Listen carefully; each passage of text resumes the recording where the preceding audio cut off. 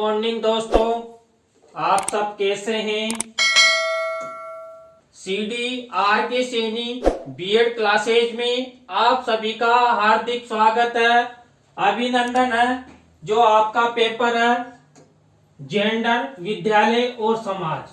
देखिए, जेंडर, विद्यालय और समाज पेपर के अंतर्गत आपके बीएड पाठ्यक्रम में जो मासिक धर्म के विषय में लड़के और लड़कियों के जो अनुभव है उनके बारे में एक टॉपिक दिया हुआ है। तो उस टॉपिक के बारे में हम विस्तार पूर्वक अध्ययन करेंगे। जो मासिक धर्म के विषय में लड़के और लड़कियों के अनुभव है वो हम सामाजिक दृष्टिकोण के अंतर्गत जो मासिक धर्म के समय लड़कियों के साथ जो भेदभाव किया जाता है, महिलाओं के साथ जो भेदभाव किया जाता है, और जो मासिक समस्या एक प्राकृतिक समस्या है, ये प्रकृति द्वारा प्रदत्त है। तो इस समस्या के बारे में हम विस्तार पूर्वक अध्ययन करेंगे। यदि आप मेरे चैनल पर नए हैं तो सबसे पहले मेरे चैनल को सब्सक्राइब करें। देखिए, सबसे पहले हम अध्ययन करते हैं मासिक धर्म क्या होता है। मासिक धर्म को पीरियड्स इंग्लिश में कहते हैं, पीरियड्स, रजोधर्म या माहवारी भी कहते हैं। मासिक धर्म 10 से 15 साल आयु वर्ग से प्रारंभ होता है। देखिए, लड़कियों में यह क्रिया जब उनकी उम्र 10 से 15 साल के मध्य हो जाती है तो ये क्रिया प्रारंभ होती है। माहवारी हर महीने के एक विकसित डिंब के स्राव से होती है जो रुधिर के रूप में स्त्रावित होती है। माहवारी रुधिर स्त्राव के रूप में होती है। देखिए, जो लड़कियों को महामारी होती है वो रुधिर स्त्राव के रूप में होती है। मासिक धर्म हार्मोन नियंत्रण एवं प्रजनन के लिए अति आवश्यक है। देखिए, जो मासिक माहवारी आती है ये हमारे शरीर में जो गर्ल्स हो या बॉयज हो उनके हार्मोन्स को नियंत्रित करने और प्रजनन के लिए अति आवश्यक है। आप सोच रहे होंगे कि क्या मासिक धर्म लड़कियों में ही होता है? नहीं। देखिए, मासिक धर्म बॉयज में भी होता है लेकिन महिलाओं या लड़कियों की तरह नहीं होता है। उनके लिए उनके भी निश्चित अवधि में हार्मोन्स स्त्रावित होते हैं लेकिन रुधिर के रूप में स्त्रावित नहीं होते हैं। उन्हें किसी भी प्रकार की सुरक्षा की आवश्यकता नहीं होती, वो चिड़चिड़े हो जाते हैं। उनके जो मानसिक तनाव से महिलाओं की तरह वो भी गुजरते हैं। मासिक धर्म प्रत्येक माह जो 28 से 32 दिनों के अंतराल पर होता है। देखिए, 28 से 32 दिनों का एक मासिक चक्र होता है, उसी के अंतराल में ये मासिक माहवारी आती है। मासिक धर्म समय चक्र के अनुसार नहीं होना गंभीर बीमारी को जन्म देता है। देखिए, किसी लड़की या महिला के अगर समय पर माहवारी नहीं आती है तो ये एक गंभीर समस्या है और किसी महिला चिकित्सक से मिलकर इसके समाधान के उपाय करने चाहिए। देखिए, इसके बाद हम अध्ययन करते हैं मासिक धर्म के विषय में सामाजिक दृष्टिकोण क्या कहता है। देखिए, आप सभी जानते हैं हमारे देश में अनेक धर्म है, अनेक जातियां हैं, अनेक वर्ग हैं और अलग अलग लोगों की अलग अलग मान्यताएं हैं, परंपराएं हैं, अलग अलग दृष्टिकोण है। तो मासिक धर्म के विषय में, माहवारी के विषय में जो सामाजिक दृष्टिकोण क्या कहता है तो देखते हैं। मासिक धर्म को सामाजिक दृष्टिकोण के अनुसार अपवित्र माना जाता है। देखिए, कई धर्मों में जो मासिक धर्म होता है उसको अपवित्र माना जाता है, किन्हीं धर्मों में पवित्र भी माना जाता है। इसके बाद देखिए, जो मासिक धर्म के समय सामाजिक दृष्टिकोण के आधार पर महिलाओं को सामाजिक सांस्कृतिक पहलुओं से दूर कर दिया जाता है, यानी बहिष्कृत कर दिया जाता है। हमारे देश की जो प्राचीन रूढ़ियां, परंपराएं और अंधविश्वासों के कारण मासिक धर्म प्राप्त महिला या लड़की को जो हमारे सांस्कृतिक प्रोग्राम होते हैं, हमारी जो संस्कृति होती है, उससे दूर कर दिया जाता है, जो बिल्कुल गलत है।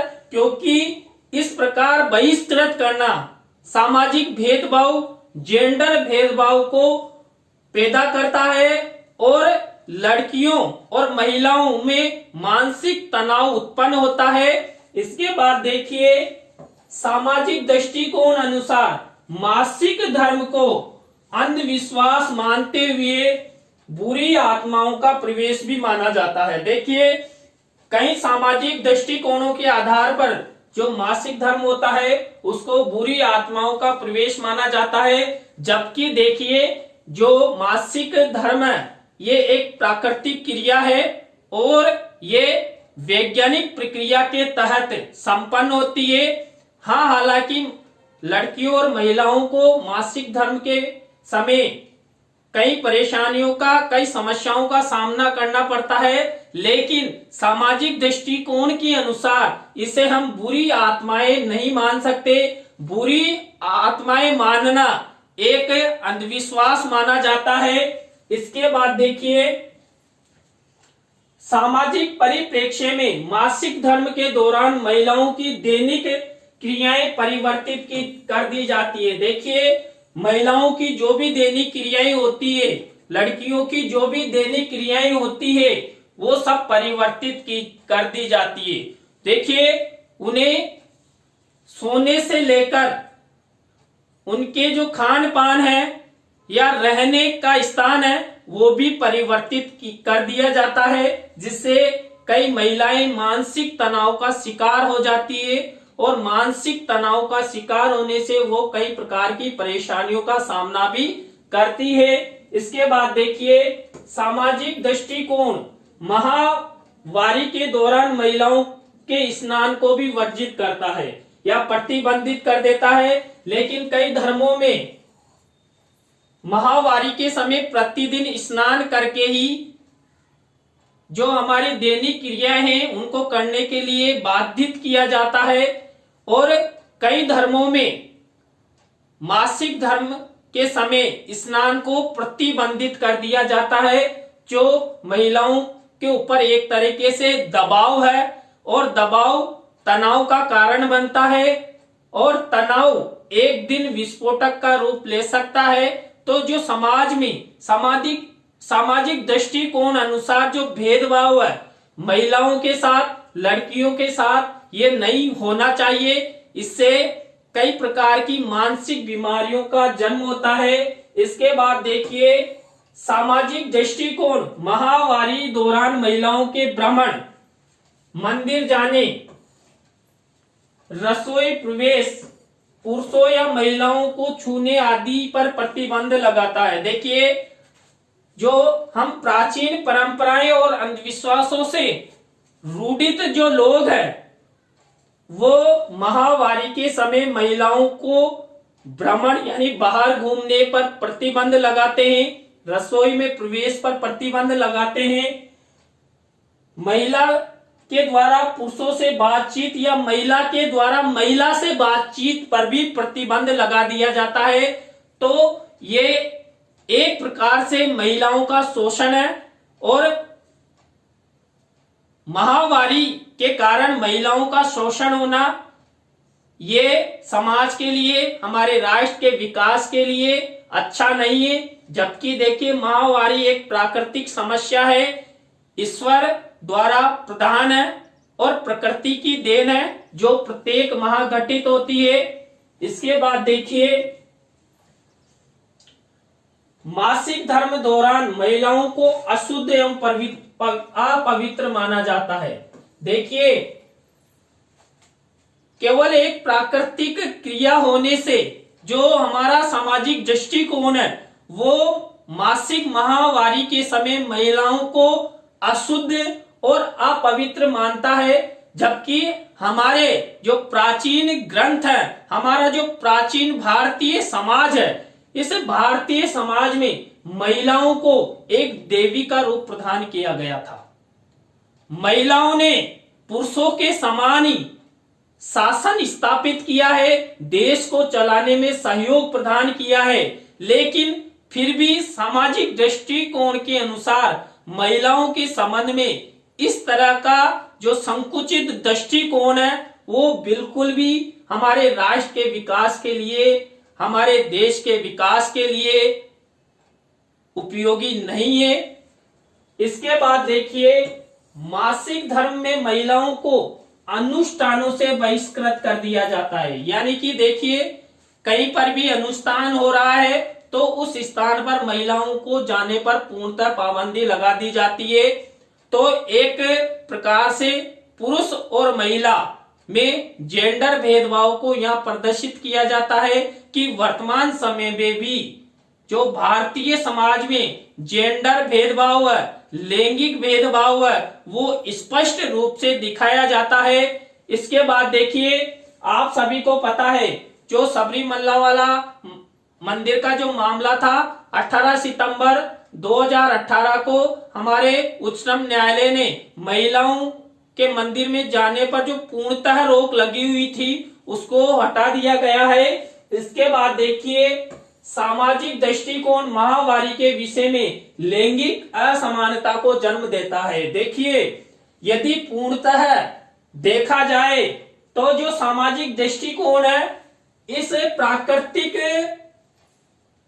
क्रिया को लैंगिक असमानता को जन्म देता है। हमारे समाज में जो पुरुष और महिला में जो भेदभाव किया जाता है उसको जन्म देता है कौन? सामाजिक दृष्टिकोण, केवल प्राकृतिक क्रिया के कारण। इसके बाद देखिए, मासिक धर्म के विषय में सामाजिक दृष्टिकोण प्राचीन परंपराओं युक्त तथा अंधविश्वासों से युक्त है। जो भारतीय समाज है वो सामाजिक दृष्टिकोण के अनुसार यदि किसी तरह का भेदभाव किया जाता है वो सब हमारे भारतीय समाज में स्थित अंधविश्वास और रूढ़ियों के कारण ही हुआ है। तो हमने जो सामाजिक दृष्टिकोण के अनुसार जो मासिक धर्म की अवधारणा है, जो दृष्टिकोण है, जो विचार है, उसके बारे में अध्ययन किया। इसके बाद देखिए, भेदभाव एवं समस्या के विशेष संदर्भ में मासिक धर्म के विषय में लड़के एवं लड़कियों के अनुभव। देखिए, मासिक धर्म के दौरान कई लड़कियां, महिलाएं कई प्रकार की समस्याओं से ग्रसित हो जाती है क्योंकि हार्मोन्स परिवर्तित होते हैं और उन्हें कई प्रकार की परेशानियों, पीड़ा का अनुभव करना पड़ता है। तो देखते हैं उनके क्या अनुभव है।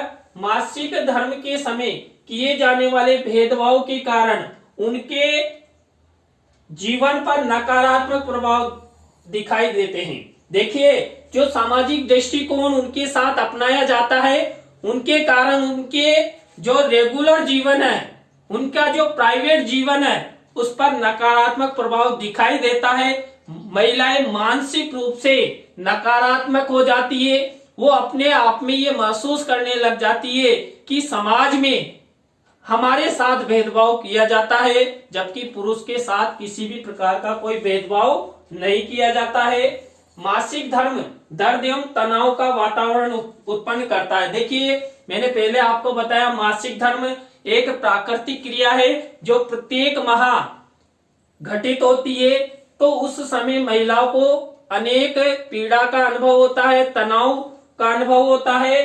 तो जो माहवारी है वो महिला के लिए, लड़कियों के लिए तनाव का वातावरण उत्पन्न करती है। इसके बाद देखिए, भेदभाव एवं समस्या के कारण लड़कियां मासिक धर्म के संबंध में खुलकर बात नहीं कर पाती है। देखिए, कई बार क्या होता है, लड़कियां शर्म के कारण अपनी जो माहवारी का समय है वो खुलकर अपने घर वालों के साथ या किसी मित्र के साथ शेयर नहीं कर पाते हैं। तो इससे भी उसे कई प्रकार की परेशानियों का सामना करना होता है। सामाजिक दृष्टिकोण के भेदभाव के कारण लड़कियां कुंठा एवं तनाव का शिकार हो जाती है। देखिए, समाज में जब माहवारी के समय लड़कियों के साथ, महिलाओं के साथ जो भेदभाव किया जाता है, उसके कारण महिलाएं कुंठा का शिकार हो जाती है, तनाव का शिकार हो जाती है, मानसिक बीमारियों का शिकार हो जाती है। तो हमारे समाज में जो भी महिलाओं के साथ मासिक धर्म के दौरान भेदभाव किए जाते हैं वो नहीं होने चाहिए, क्योंकि वो एक प्राकृतिक क्रिया है। इसके बाद देखिए, मासिक धर्म प्राकृतिक समस्या के कारण लड़कियां शर्म महसूस करती है। देखिए, लड़कियों के अनुभवों के तहत जो ब्रिटेन में भी कई रिसर्च किए गए, 1000 महिलाओं पर रिसर्च किया गया, उनमें से अधिकांशतः महिलाओं को मासिक धर्म के विषय में अन्य लोगों से बातचीत करने में शर्म महसूस हुई। तो इससे स्पष्ट होता है कि मासिक माहवारी के समय लड़कियां शर्म महसूस करती है।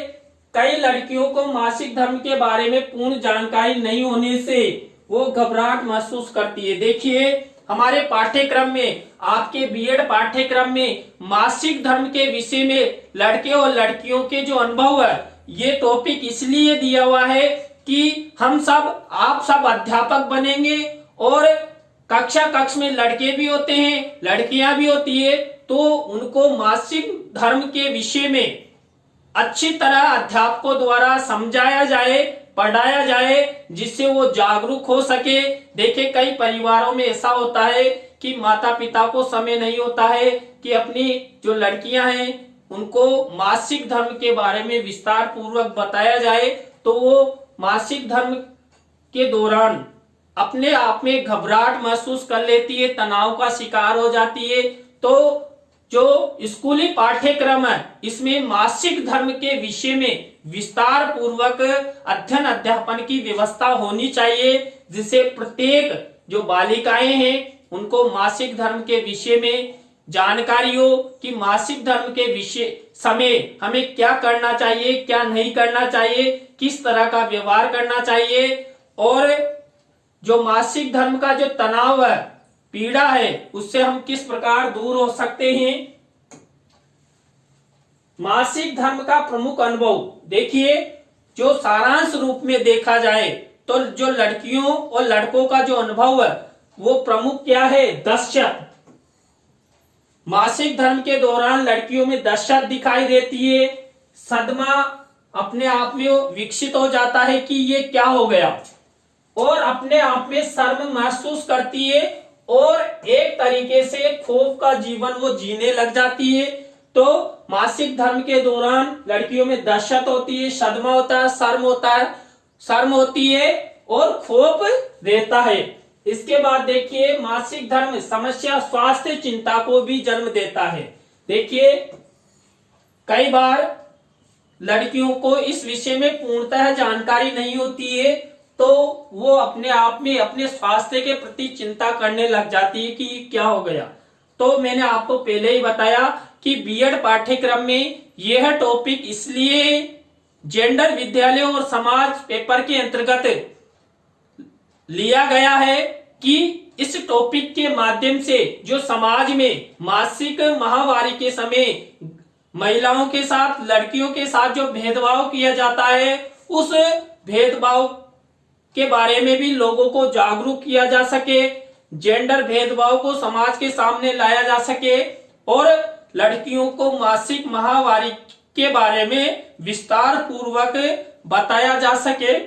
तो आप सब अध्यापक बनेंगे तो इस विषय में आप सब जो आपके स्टूडेंट होंगे उन सबको बताएंगे, किसी भी तरह की शर्म नहीं करेंगे। देखिए, जो यदि आप अध्यापक बनने के बाद किसी भी विषय को अध्ययन अध्यापन में शर्म महसूस करते हैं तो एक आप अध्यापक नहीं है। आप अपने अनुभव, अपना जो ज्ञान है, जो बालकों को सक्रिय करते हुए उनको आगे बढ़ाने के विकास में जो योगदान देना चाहिए, उसमें आप कटौती कर रहे हैं। तो आप सब इस विषय को आगे बढ़ाने का प्रयास करेंगे। देखिए, आज की क्लास में हमने जो मासिक धर्म के विषय में लड़के और लड़कियों के अनुभव के बारे में अध्ययन किया, तो आप सब कमेंट्स में जरूर बताएं नए टॉपिक के साथ हम आपसे फिर मिलेंगे। धन्यवाद।